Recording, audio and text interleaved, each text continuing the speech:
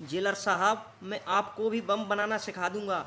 यह कथन था भारत के मशहूर स्वतंत्रता संग्राम सेनानी खुदीराम बोस जी का। जी हाँ, 6 साल की उम्र में उन्होंने अपने माता पिता को खो दिया तथा 15 साल की उम्र में उन्होंने बम बनाना सीख लिया था और 19 साल की उम्र में आज ही के दिन यानी 11 अगस्त सन 1908 को अपने देश की खातिर स्वतंत्रता की लड़ाई लड़ते हुए शहीद हो गए।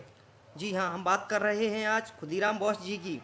वे स्वतंत्रता की लड़ाई लड़ते हुए फांसी के फंदे को चूमने वाले प्रथम स्वतंत्रता संग्राम सेनानी थे तथा सबसे कम आयु के स्वतंत्रता संग्राम सेनानी भी थे। लेकिन आखिर हुआ क्या था? बात है 3 दिसंबर 1889 की। खुदीराम बोस का जन्म हुआ था। छोटी उम्र में ही अपने माँ बाप को खोने के बाद उनका पालन पोषण उनकी बड़ी बहन ने किया था।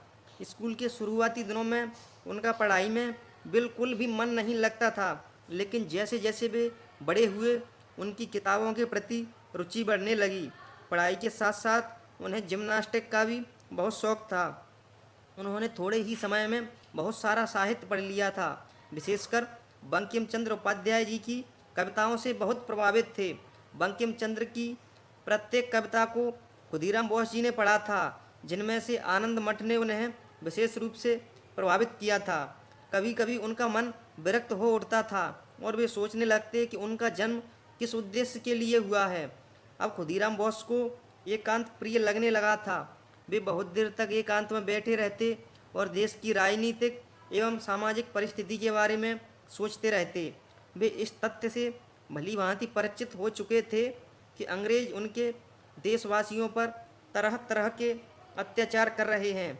वे अंग्रेजों से बदला लेने के लिए आतुर हो उठते थे और सोचते थे कि क्या किया जाए कि जिससे अंग्रेजों से बदला लिया जा सके। बात है 1905 की। अंग्रेजों ने बंगाल विभाजन किया। उन्होंने सरकार के खिलाफ प्रदर्शनों में भाग लिया। इसी दौरान उन्होंने श्री अरबिंदो घोष के भाषण सुने और उनसे बहुत प्रभावित हुए तथा उन्होंने अनुशीलन समिति का हिस्सा बनने की सोची। ऊपर ऊपर से यह एक प्रकार का फिटनेस क्लब था, लेकिन यहीं पर अंग्रेजों के खिलाफ आवाज़ उठाने की रणनीति बनती थी। यहीं पर खुदीराम बोस जी ने बम बनाना भी सीख लिया। सन 1908 में वो निर्णायक क्षण आया जब खुदीराम बोस और उनके दोस्त प्रफुल्ल चाकी को मुजफ्फरपुर के मजिस्ट्रेट किंग्सफोर्ड पर बम फेंकने का काम मिला था।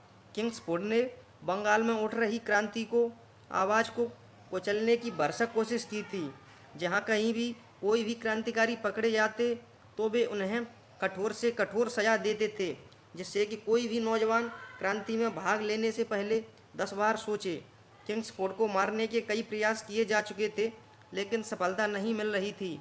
पहले कोर्ट में ही उस पर बम फेंकने का प्लान बना, लेकिन वहाँ आम जनों को नुकसान पहुँचने के डर से उसकी गाड़ी पर बम फेंकने का निर्णय लिया गया और 30 अप्रैल 1908 को बम फेंका गया तो पता चला कि किंग्सफोर्ड फिर बच गया और बम फटने से उसकी जगह गाड़ी में 2 अन्य महिलाओं की मृत्यु हो गई। पुलिस खुदीराम और प्रफुल्ल चाकी को ढूंढने में जुट गई। परिस्थिति को बिगड़ता देख पुलिस के द्वारा पकड़े जाने से पहले ही प्रफुल्ल चाकी ने स्वयं को गोली मार ली और खुदीराम बोस पकड़े गए।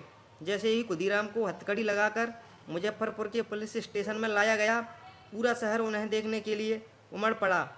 अगली सुबह के स्टेटसमैन ने रिपोर्ट करते हुए लिखा, लड़के को देखने के लिए रेलवे स्टेशन पर भीड़ थी। महज 18 या 19 साल का एक लड़का जो काफ़ी दृढ़ निश्चयी लग रहा था, एक हंसमुख लड़के की तरह जो कोई चिंता नहीं जानता। अपनी सीट लेने पर लड़के ने खुशी से वंदे मातरम कहा।